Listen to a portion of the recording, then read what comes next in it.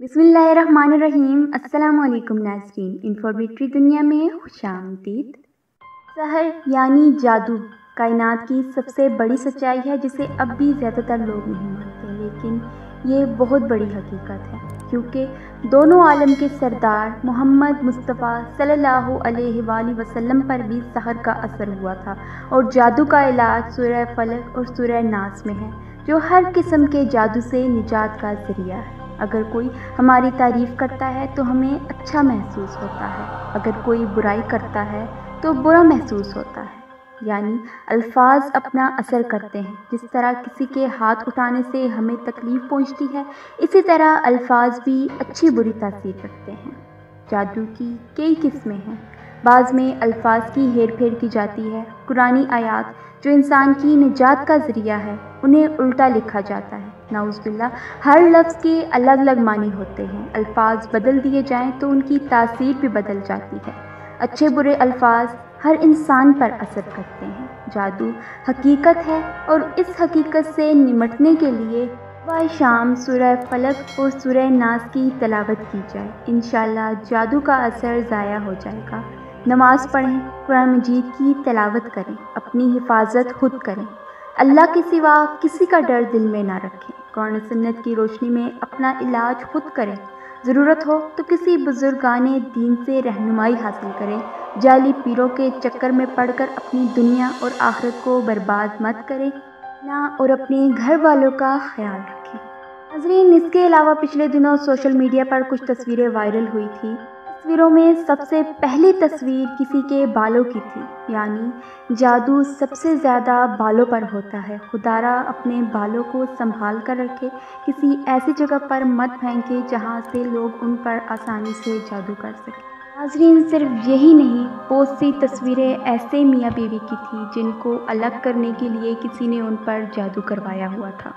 किसी की बेटी पर जादू था तो किसी के बेटे पर। बात सिर्फ यहीं तक आके नहीं रुकी कि एक छोटे से बच्चे पर भी काला जादू हुआ था। परिंदा सिर्फ भेड़िए जो होते तो इंसानों की शक्ल में हैं, लेकिन इंसानों को ज़लील ख्वार करते हैं और उनकी जिस चीज़ पर काला जादू करते हैं, चाहे वो बाल हो या तस्वीर, फिर उसको ज़मीन में गाड़ देते हैं। उस काले जादू से इंसान को तरह तरह की तकलीफ़ पहुंचाने की कोशिश करते रहते हैं। जो ये काला जादू करते हैं उन पर अल्लाह की लानत हो, जो काला जादू करवाते हैं उन पर भी अल्लाह की लानत हो। अल्लाह करे उनकी दुनिया और आखिरत जहन्नुम बन जाए। आमीन सुम्मा आमीन। नाज़रीन, इसके अलावा अगर आपने ये जानना है कि आप पर या आपके किसी जानने वाले पर काला जादू है या नहीं, तो उसके लिए सबसे आसान तरीका ये है कि मरीज़ की इस्तेमाल शुदा कमीज़ लें जिसमें उसका पसीना हो, यानी कि वो धुली हुई ना हो। सबसे पहले उसका नाप ले लेना है और फिर उस पर 70 बार सूरह फातिहा पढ़नी है, दम कर लेना है और उसको नापें फिर दोबारा से। अगर उसका साइज़ कम हो गया तो जादू है, अगर बढ़ गया तो वो जिन है। दूसरा तरीका ये है कि मरीज़ का और उसकी माँ का नाम जहन में रखिए और ये सवाल करिए, या अल्लाह, अगर इस पे जिन या जादू है तो मुझे रहनुमाई अता फरमाएं। ये सब जहन में रखने के बाद सलातुल इस्तिखारा की नीयत से पढ़ें और पढ़ने के बाद सूरह फातिहा पढ़ें। उसके बाद क़िबला रुख होकर बैठ जाएं और इहदिनस सिरातल मुस्तकीम बार बार दोहराना शुरू हो जाएं। दोहराते दोहराते आप महसूस करेंगे कि आपका कंधा खुद ब खुद सीधी या उल्टी तरफ मुड़ रहा है। अगर कंधा सीधी तरफ मुड़ा तो जादू या जिन में से कोई एक चीज़ है, और अगर उल्टी तरफ मुड़ गया तो इनमें से कोई भी चीज़ नहीं है। इसके अलावा भी तीसरा तरीका है, जो कि ये है कि आपने सबसे पहले सूरह फातिहा पढ़नी है, उसके बाद आयतल कुर्सी, उसके बाद सूरह काफिरून, फिर सूरह इखलास, फिर सूरह फलक और फिर आखिर में सूरह नास। अगर मरीज़ का हाल मालूम करना है तो ये पढ़कर मरीज़ पर दम कर दें।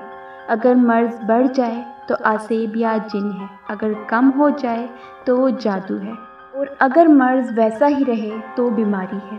لوگ اکثر بزرگوں یا عالموں کے پاس جاتے ہیں، وہ دیکھتے ہی بتا دیتے ہیں کہ آخر ماجرا کیا ہے، تو وہ ایسے ہی دیکھتے ہیں۔ ان کے دیکھنے کا طریقہ یہی ہوتا ہے کہ وہ یہ صورتیں پڑھتے ہیں۔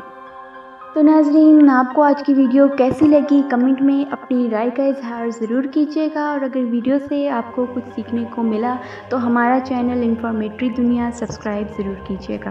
دعا میں یاد رکھیے گا۔ اللہ حافظ۔